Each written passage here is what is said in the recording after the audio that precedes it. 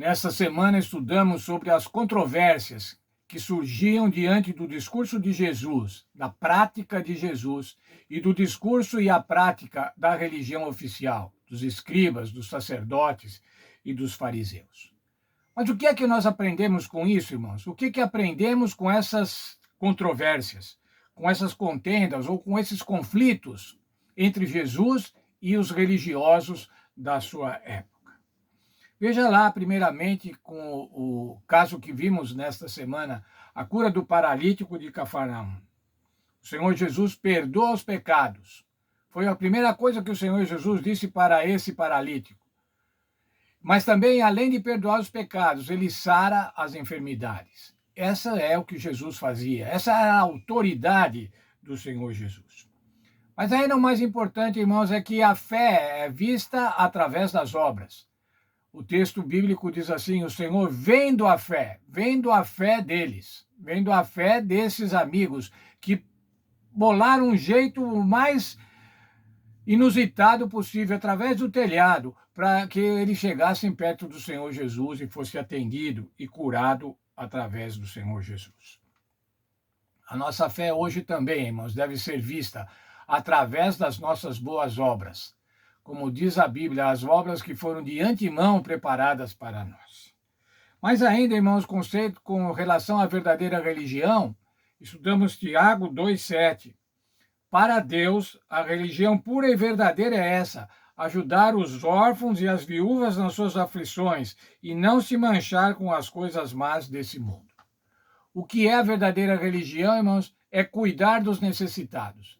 A verdadeira religião se manifesta através da prática da justiça social. Mas ainda aprendemos mais, uma outra controvérsia. O Senhor Jesus chamou para ser seu discípulo a Levi Mateus, um publicano, um traidor nacional, um pecador, um cobrador de impostos. O que isso nos ensina, irmãos? Nos ensina que Jesus não tinha preconceito religioso, ele não tinha preconceito social, também não tinha preconceitos cerimoniais. O Senhor Jesus incluía todas as pessoas. O Evangelho do Senhor Jesus é absolutamente abrangente. Não tem divisões de classes, não tem divisões de nacionalidades. A toda nação, tribo, língua e povo. Ou como diz o texto de verso áureo na Bíblia, todo aquele que nele crê, qualquer um que crê, está incluído no Evangelho de salvação do Senhor Jesus Cristo. Jesus também falou ainda sobre a verdadeira santificação do sábado. O sábado, no tempo de Jesus, tinha centenas de normas, de coisas que não se devia fazer no sábado, para não transgredir o sábado. Uma preocupação exacerbada em não transgredir o sábado, que fazia com que o sábado fosse um dia de opressão, não um dia de alegria. E o Senhor Jesus fez a seguinte pergunta àqueles escribas, àqueles fariseus. Marcos 3,4. É lícito aos sábados fazer o bem ou fazer o mal? Salvar a vida ou tirá-la? Eu vou ler um texto da nossa lição sobre este assunto, um texto que está na lição de sexta-feira. Os espias não ousaram responder a Jesus na presença da multidão, por temor de se envolverem em dificuldades. Sabiam que ele dissera a verdade.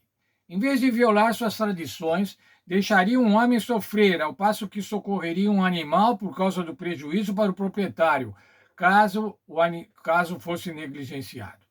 Assim, maior era o cuidado que manifestava por um animal do que por uma pessoa criada à imagem divina. Isso ilustra a atuação de todas as religiões falsas. Criam no ser humano o desejo de se exaltar acima de Deus, mas o resultado é degradá-lo abaixo dos seres irracionais.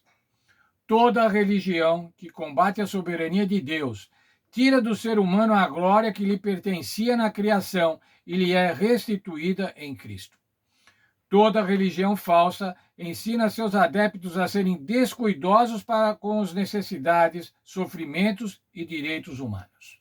Agora veja aqui, irmãos, o Evangelho dá alto valor à humanidade como aquisição do sangue de Cristo e ensina um amável interesse pelas necessidades e aflições humanas. Sabe, irmãos, como é que o Evangelho valoriza as pessoas, valoriza os seres humanos? Um Deus se fez carne e morreu morte de cruz para nos salvar. Portanto, irmãos, o Evangelho diz que nós valemos o sacrifício de um Deus. É essa que deve ser a nossa verdadeira prática religiosa, o nosso verdadeiro conceito diante de Deus e diante dos seres humanos. O Senhor diz: farei que o homem seja mais precioso do que ouro puro e do que o ouro fino de Ofir. Isaías 13, 12. Isso é o que o Evangelho faz para cada um de nós, irmãos. Ele nos valoriza mais do que o ouro, ele nos valoriza como o sacrifício do Senhor Jesus Cristo. Mas agora, irmãos, para concluir, o Senhor Jesus falou sobre a família, a sua família. Quem era a sua família? A sua família estava questionando a sua obra, queria impedir a sua obra, queria limitar o seu ministério. Mas aí o Senhor Jesus disse quem é a verdadeira família, quem é a sua verdadeira família. Não é a sua família de sangue, mas a sua família espiritual. Veja Marcos 3:35. Portanto, qualquer um que fizer a vontade de Deus, esse é meu irmão, minha irmã e minha mãe. Como é, então, irmãos, que nós podemos participar da família de Deus, da família do Senhor Jesus Cristo? Podemos ser seu irmão, ou sua irmã, ou seu pai, ou sua mãe, se nós o fizermos a vontade de Deus.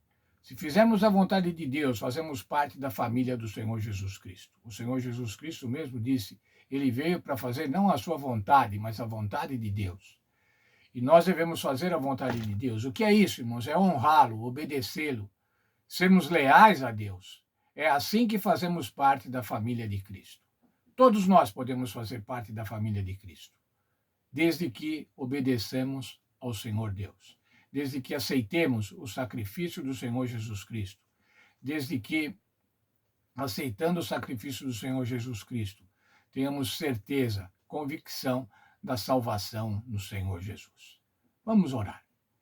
Muito obrigado, Senhor, pelo estudo que tivemos nesta semana, quando, através das controvérsias, através das discussões entre o Senhor Jesus e aqueles religiosos da sua época, pudemos aprender verdades sobre o que é fazer a vontade de Deus, sobre o que é sermos filhos de Deus, como o que é sermos participantes da sua família. Muito obrigado porque podemos participar dessa família. Nós, pobres pecadores, podemos participar da família de Deus, da família do Senhor Jesus, por conta do sacrifício desse mesmo Jesus. Nos abençoa, portanto, nesse sentido. É o que peço para mim, para cada um de nós, para a igreja, para todos os teus filhos, em nome de Jesus. Amém. Mais uma vez, chegamos a mais um sábado. Quero desejar um sábado feliz, um sábado de alegria. Não um sábado de opressão, como eram os sábados nos tempos de Jesus. Ou como, quem sabe, muitos de nós até fazemos o sábado, um sábado de opressão. Mas não assim, um sábado de alegria, um sábado de liberdade. Um sábado de comunhão com o Senhor Jesus. Deus abençoe a todos. Tenham um sábado feliz.